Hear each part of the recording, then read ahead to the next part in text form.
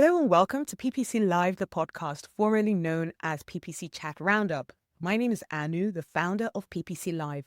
And if you're used to hearing advice from PPC experts about how to ensure that we are keeping up with the ever-changing landscape, don't worry, you are in the right place. But instead of relaying what the PPC experts are saying, I'm bringing the PPC experts to you. Every week, I'm going to be speaking to a different paid search expert about their biggest F-up, but also how they've turned things around. This week, I speak to Gareth Westhead, who is someone that has been in the industry for many years, and like most will agree that you don't go that far in being in the industry without making a few boo-boos. And yeah, this time he shows us a very different side in terms of mistakes that he's made, and very rightfully so, because he's someone that loves integration with the different channels. He hates when channels are working in silos. He's all about collecting data from all the different channels. And he's actually going to speak about the experience that really formed this view of him. You always say that people are the best experts in an area because they made a mistake in that specific area at some point and they never want to make that mistake again. So for someone who hates silos, he's going to talk to you about what life was like for him before that whole him hating silos, when he was okay with the silos, and what that cost him and cost his clients. So yeah, let's go speak to Gareth. Hello, Gareth. Welcome to PPC Live The Podcast. Thanks for having me. Yeah, it's been a long time coming. Really happy to be here. Thank you. Absolutely. I know, Gareth. I'm so privileged that we got Gareth's time in here. I saw him booking sometimes and then having to cancel, then booking again. And then the last time I was like, Gareth, please keep it. We really want to talk to you. So I'm really grateful, Gareth, that you're on here on the show today. So Gareth is a digital director who has 18 years of experience in this industry. I don't think I've spoken to anybody that has anything less than 10 years. Guys, it's all about the experts that I'm bringing you to speak with. He's worked both agency and client side, and he's now an independent consultant across the full performance marketing mix. He's managed somewhere around 150 million in marketing budget directly and consulted on more. And his keen interest, which is someone who's just, got the same kind of heart and soul, similar to mine, is about connecting data sources together to tell the full story of performance, making sure that you're not working in silos. It's why people sometimes will get confused with at PPC live events. They'll see someone that is SEO or they'll see someone that's paid social. And I'm like, yeah, guys, I know this is PPC live, but PPC does not work in a silo. All the different channels don't work in a silo. We need to be talking together with all the different channels and even understanding them. Even if you're not going to be an expert in a lot of them, understand them. And I think Gareth has very much that kind of mindset as well. I asked him for a fun fact, and his fun fact is that he's got 2 kids that take up a lot of his time, and they're going to be going on holiday very soon. Where are you guys off to for the summer holiday? Yeah, we're off to the south of Spain. I'm just looking at temperatures at the moment, close to kind of 40 degrees in a couple of areas. So looking forward to physically getting cooked while we're in Spain. Getting cooked is always a great idea. We have had, I don't know whether it's there, because you're based in Manchester, am I correct? In Manchester, yeah. Yeah, we're based in Manchester, and the past few months in London here has been ridiculously hot, sometimes over 30s, and it has not been enjoyable. And I think there's just a difference between heat in London and heat on the beach. We don't mind close to 40 degrees on the beach, but we don't want close to 40 degrees in the city, do we? That's what my wife keeps saying. I'm very nervous about temperatures. Anything that starts to get up above 30 degrees and I start to get nervous. I've got absolutely no hair, so I've got to buy. I've got so many hats to protect my poor little head. But no, I'm looking forward to the downtime. I just hope the temperatures are kind to us. Yeah, no, definitely. But anyway, look, that's all lovely. We hope some people are even listening to this episode from their holiday destination, because that's what August is about. But let's get straight into our very interesting conversation. As we know, what we talk about with our experts is the F-ups that they've experienced, the times that they've just missed something and it's cost budget, and maybe it's because of communication or double checking things properly. But as I keep on saying now, we don't leave on a defeated note. As I've said, Gareth has been in this industry for 18 years. He's going to share something from earlier in his career, and he's still winning for his clients, winning revenue for his clients. So these are the kind of stories that we should hear about how the biggest successes in our industry are people who have weathered the storm. So we're going to go to Gareth to share one of those with us. Gareth, please share with us, what F-up do you want to share with the audience today? Yeah, so I think when you talk about F-ups, you hear things, or I've missed this, or I've made that mistake, I've spent too much here, or I've made a spelling mistake or something like that. The one I want to kind of touch on, and it's not something that I've shared too much before, but it's stuck with me throughout my career. This was around 12 years ago that this happened, and I'd just taken over the account for a manufacturing company. Fairly early in my career still, I was still really enthusiastic about it. Looking back now, probably a bit too enthusiastic. Immediately spotted a load of opportunities in the account and got to work straight away. And what I did, I made a load of changes really quickly. I optimized campaigns, rewrote ad copy. I increased the spend because we were actually under budget based on the brief that I'd been given. We were under budget. And to my mind, it worked really well. Leads went up, conversions came in, leads were going up. And I was hitting my lead targets really quickly. But the F-up side of it was that sales couldn't keep up. They were overwhelmed. Their processes, they weren't geared up. They didn't have enough resource to actually deal with the number of leads that were coming in. And yeah, the majority of problems in performance marketing come back to wasted budget. It's not all of them, but a lot of them do come back. And we were wasting budget because we were sending the leads, but they weren't being followed up. So ultimately, they were wasted. Absolutely. And that just sounds like, because you said you were hitting your targets, but this is actually an important point to actually talk about targets and what a proper target is and who should be involved in talking about all these targets. Because I've worked in-house before, and sometimes agents will be like, oh, this is our target. And I'm like, we can't handle that. In-house thing, we can handle that. And who's going to tell them, and who's really having these conversations? So I don't want to start doing pointing fingers kind of thing, but why would you say that went wrong? Who should have caught that out, really, in terms of at what point should the discussion should have been, this is what we can actually handle, would you say? Before I started doing any work, I think, and I think when it first happened, my reaction was, I've done my job. That was back then. CPAs were down, leads were up. It was, from a marketing point of view, absolutely brilliant. Everything I was asked, I'd done. But what should have happened, and it's one of those things that hindsight's a wonderful thing, it really is. But what should have happened is, at the point of briefing, we should have discussed both marketing and sales. If we were to hit that lead target, can you deal with it? Is that something you could deal with within a month? Is that a 6-month thing? Is that the next financial year? That impact that hitting those marketing targets could have on the business should have been discussed before we'd even started to make any optimizations, because I was coming into it. It had been, the account had been managed previously by somebody who had just done it. It was someone internally. It's that old story, or it's the CEO's nephew or something had done that.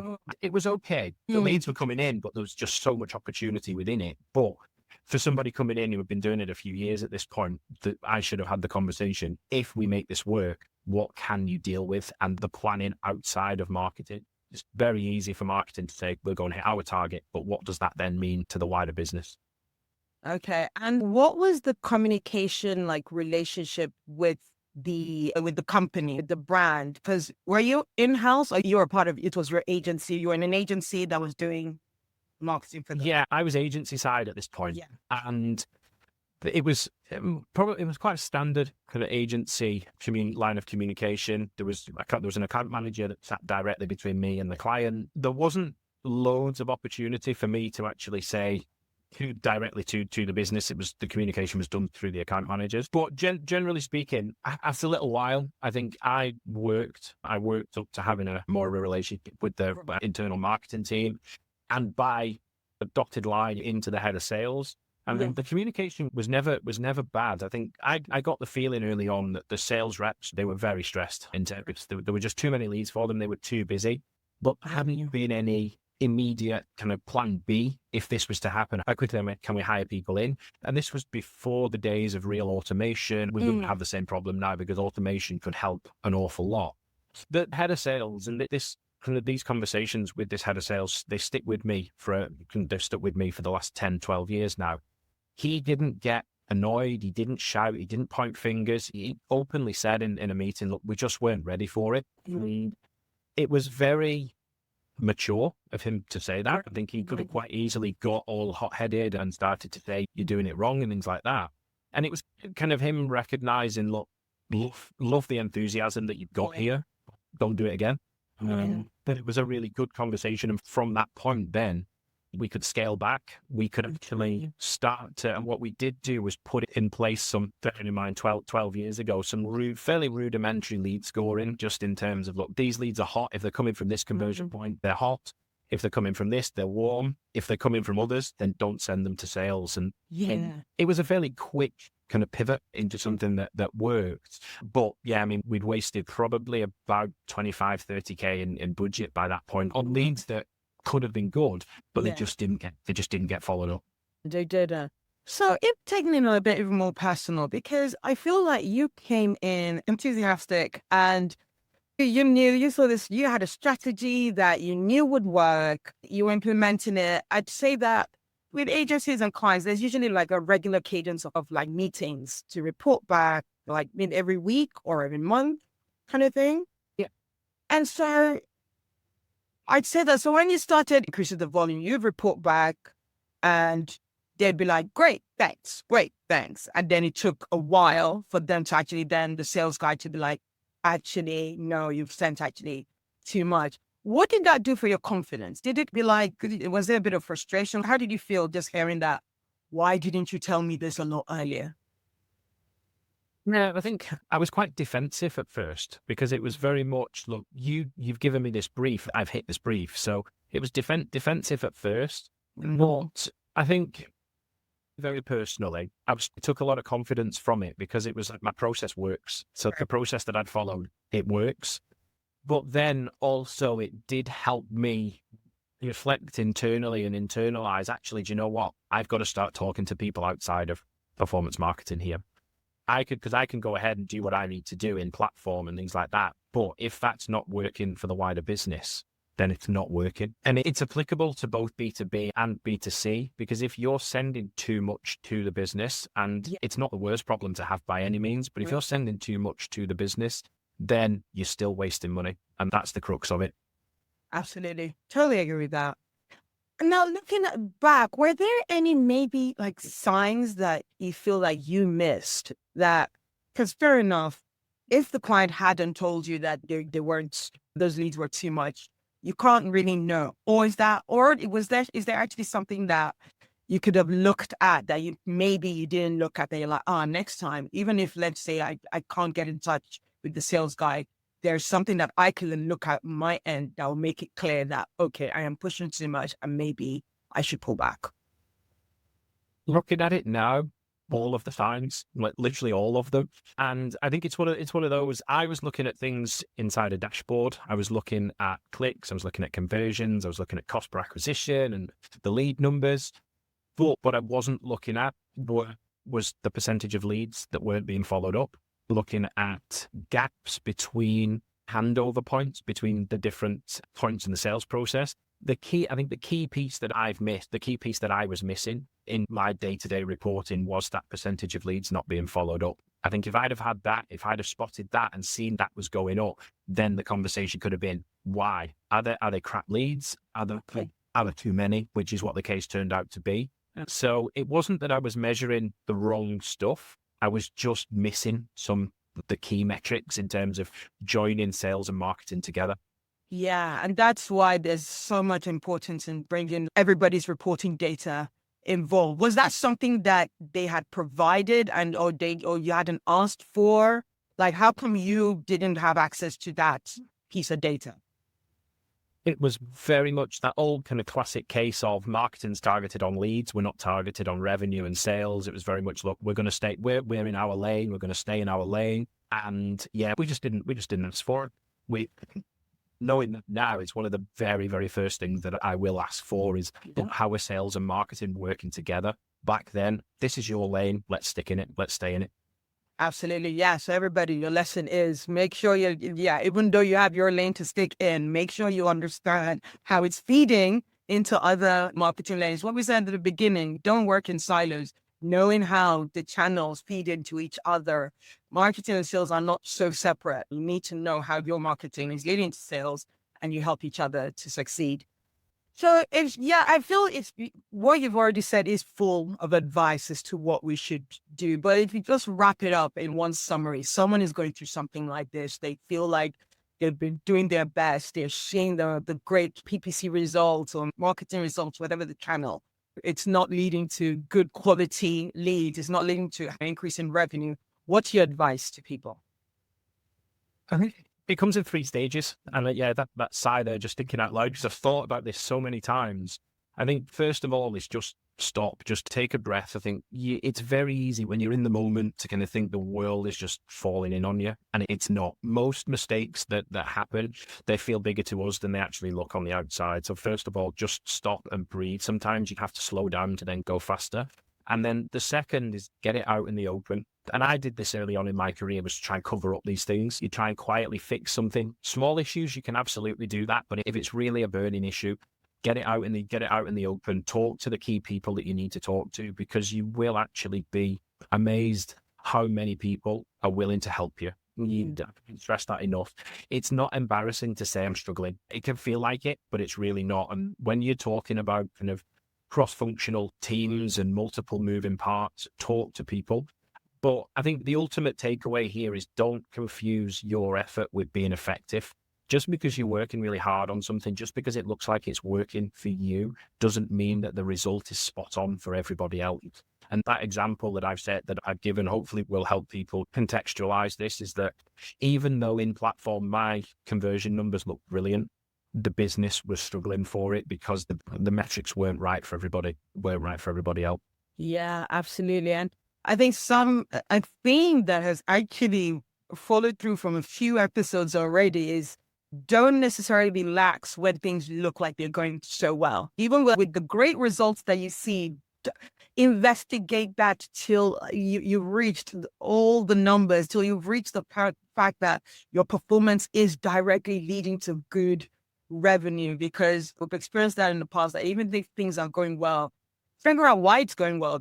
Don't just sit back and be like, oh, okay, it's going. Actually figure out what's going well, because you want to then replicate that. But then if it's something, if you don't investigate it so well, you might just replicate it and then get bad performance, and then you're confused as to, wait, it worked well the last time. Why is it not working well this time? It's because the last time actually you didn't investigate it hard enough and there was something that was going wrong. So yeah, even with good performance, due diligence and knowing whether it's actually hitting the right revenue, I'd say is a good. Yeah, I love that, because you go through the process and it's very easy to say that went wrong. Why did it go wrong? But one of the things that businesses sometimes, and it does still happen quite a lot, is they don't check in on what's gone and why it's gone well. They just gloss over it. That's gone well. Okay, brilliant.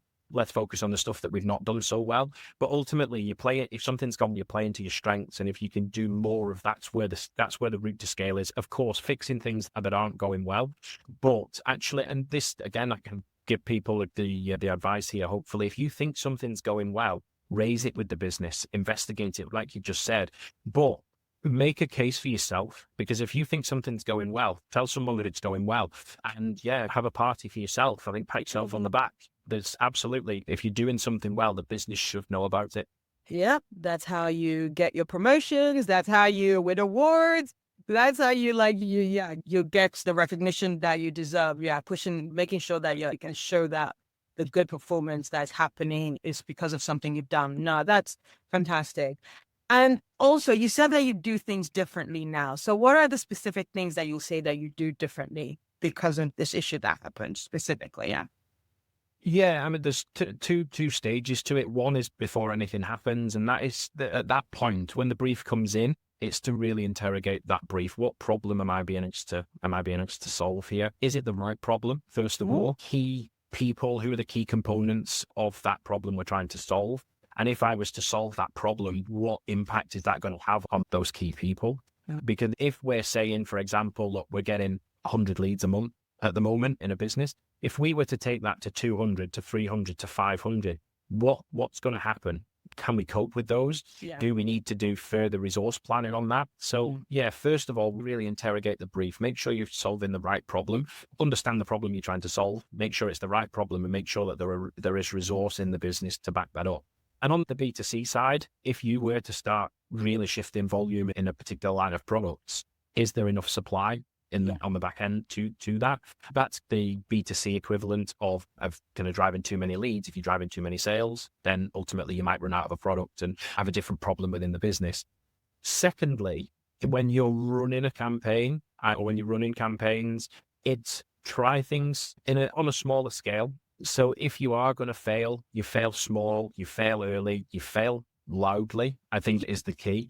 And yeah, if you've got thoughts on something, share them before they're fully formed, before they're perfect. If you're making smaller bets on something before you're going all in, then you're limiting the liability. You're gambling far less. If you're reliant on one big campaign idea, if you're reliant on one campaign doing well, that's more akin to gambling. But if you're kind of doing a lot of small things on the move, then I think you're setting yourself up for learning far smaller, far quicker, and you can scale. Because when you make a bold call, of course, you're trying to drive growth. You've spotted an opportunity. You're trying to move forward with it. Doing that is not a mistake. It's never a mistake to try and do that. Sometimes you can implement it wrong. Sometimes you can get things wrong. But sometimes it's just that we're doing the right thing. It's just at the wrong time. We're talking to other people about that. You can get their thoughts on it, and then they can put plans in that they need to put in for you to then go and do the thing that's going to drive the scale. Absolutely. That is brilliant. Do not be scared to test, but always be good in communicating along the way and what your ideas are, what you're trying to test. But yeah, really do not be scared to test. I think that was actually something that came on in our latest PPC Live event that happened just last Thursday. Someone was asking, oh my God, with these new AIs and with PMATs and AI match, how do we get the confidence to tell our clients that we want to test and when everybody's saying it's bad results? It's all about communicating, and you need to test stuff because nobody really went further in their career by just playing it safe and just doing the same things that they've been doing all over again. And with Google, those same things, they'll just get rid of them. Like you can't do text ads the way they used to be done, like maybe 10 years ago at all. Extended text ad doesn't exist anymore. So if you're like, oh, I don't want to test RSAs, then you don't want to do paid search, really. You don't even want to be in the industry. So you've got to be bold to go out. And thank you, Gareth, for giving us that nice template of how to go about doing it. It's just go out and do it, and you'll be surprised at that result. Thank you, Gareth, for that fantastic story. I know it's always, it can be a little bit heartache to go back and look at some mistakes that you've made earlier in your career. So we're really grateful that you shared that with us. Now, taking a different spotlight away from you and now to our industry, we're sure you've already also experienced or overseen other people just making some mistakes that you're like, guys, this is avoidable. What are your biggest pet peeves in terms of mistakes that you see some folks make?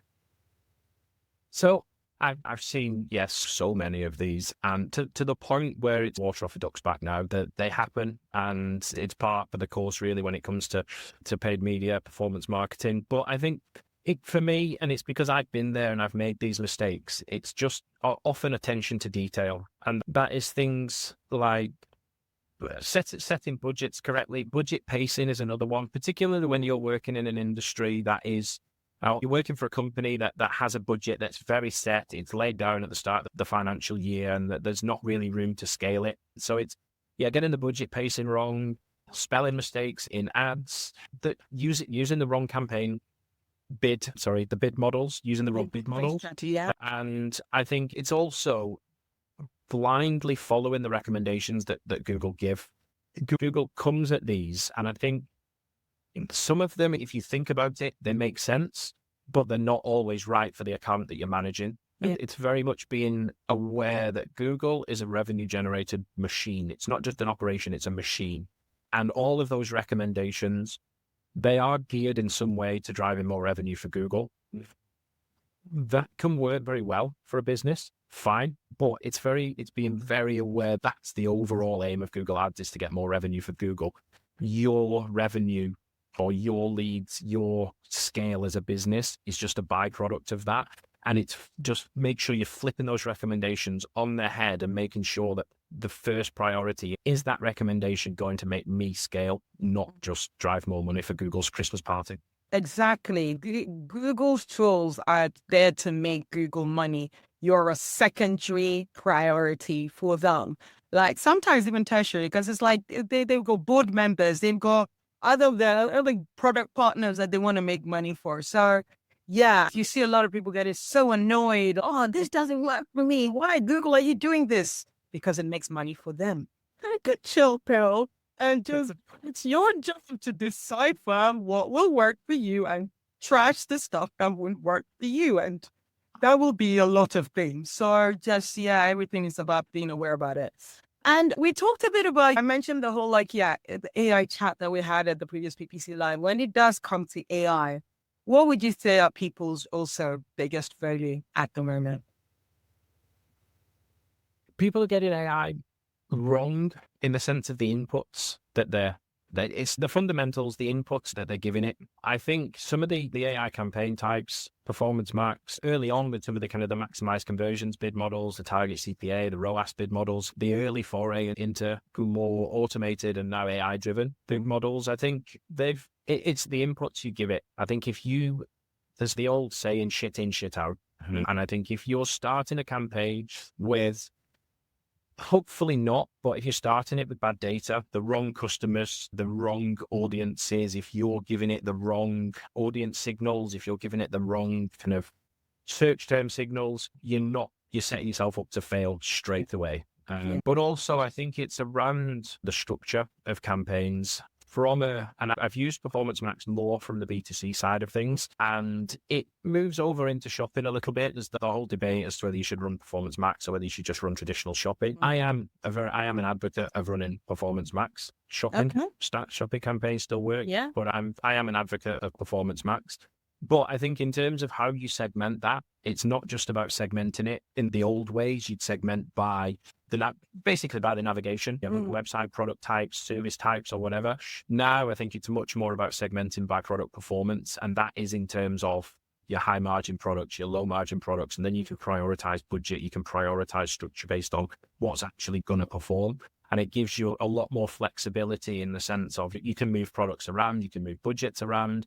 If you're saying, look, we've got this budget for this product line, this budget for this product line, it's then what happens if there are products within that product line that are outperforming others? What happens if products are underperforming? How do you then segment those? It's segmenting based on performance. Yeah. But with that, then I could talk for hours on this and I won't, but it then comes down to, okay, we've got overperformers, we've got underperformers, but sometimes the product that actually drives the visit isn't the product that people then buy. So there's then that comes into it. There's so many different rabbit holes you could go down. With the AI campaign types, the data that you put in is the single most important thing. Yeah. The second is the structure and how you prioritize that. And that's different per business. It's different per product line. But yeah, that's the second most important thing. But also it's getting over this idea that it is just a black box. I think there is less information that we get out of some of the AI campaign types. And I've more recently started to experiment with AI for search, AI Max. Yeah. And it's been a slow start with some of those campaigns, but again, it's just experimenting, small budget, and feeling the way into it. But don't be afraid of them. There's less information comes out of them. It's getting better, but it still doesn't mean that you shouldn't experiment with them, because it's almost going back to that point around all of the tools that Google give us. They're all aimed at driving revenue for Google, and these campaign types are no different. No. However, this is where Google is moving, and you've almost got to play the game a little bit, and you've got to understand that, look, this is where it's going. So test and learn while you've still got the other campaign types to fall back on. Test it with a small budget and move into it, because ultimately that's where we're going to be in the next few years. Absolutely. So do you think keywords is going to die out altogether? From the perspective of us as account managers, I think so. I think keywords, in terms of how people search, they're always going to be there. But in terms of the functionality that we have, I think that it might not be keywords as in you type them, that people have been saying for the last, 15 years, that it's the year of voice. And I think voice is becoming a lot more prevalent, a lot more prominent. But I think people are generally going to search via keywords or via sentences, via natural language. But in terms of the tools that we have available, keywords are probably going to go away. Yeah. Do you have an exact timeline you can do your crystal ball of a year, 2 years?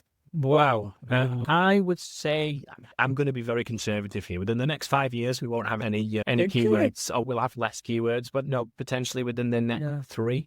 Just looking at the speed of development on PMax and AI for search and things like that, I think, just within the next few years, I think we're going to see an even bigger change than what we've seen in the last few years. Okay, so next 3 to 5 years. So guys, save this episode, come back to Gareth in 2030, is it? And we should have had a lot of keywords that we're working with. I think 5 years away. The way these time fly. Oh, makes you scary. Gareth, this has been so wonderful. We've come to the end of this chat now, but just before we go, I like asking people a very fun, non-technical question. If your career were a movie, your PPC career, your paid media or marketing career were a movie, what would be the title? Yeah, so I saw this in the question you sent over, and I've thought that this probably more than I should have done. But no, I'm a big Lord of the Rings fan, and I think given kind of the theme of what we've talked about here and the real kind of passion I've got for actually sales talking to marketing and operations and all the other departments, I think it would have to be, and please people don't hate me for this, don't unfriend me on LinkedIn and things, but I think the fellowship of the budget, for just making sure, look, it's my budget in marketing, but it's also a sales budget. It's a business budget. So yes, the fellowship of the budget. The fellowship of the budget. Look, I'm a Lord of the Rings fan, and I've gone to so many talks where they've referenced it, and it makes sense, and I love it. So yes, the fellowship of the budget. That is so fantastic. Thank you so much for joining us today, Gareth. Where can people find you? They want to follow you. More people are going to follow you. We're going to send the Lord of the Rings fans your way. Where can they find you? Please do. No, I'm pretty active on LinkedIn, and maybe we can share the link if people do want to come say hi on LinkedIn. I'm in the process of building out a blog, possibly a Substack as well, but stay tuned for news on those. Okay, fantastic. Thank you so much for that, Gareth, and bye. Thank you very much. Bye-bye. Thank you so much, Gareth, for sharing that very honest and transparent experience. So remember, don't work in silos. Make sure you understand not just your data, but what it's feeding into.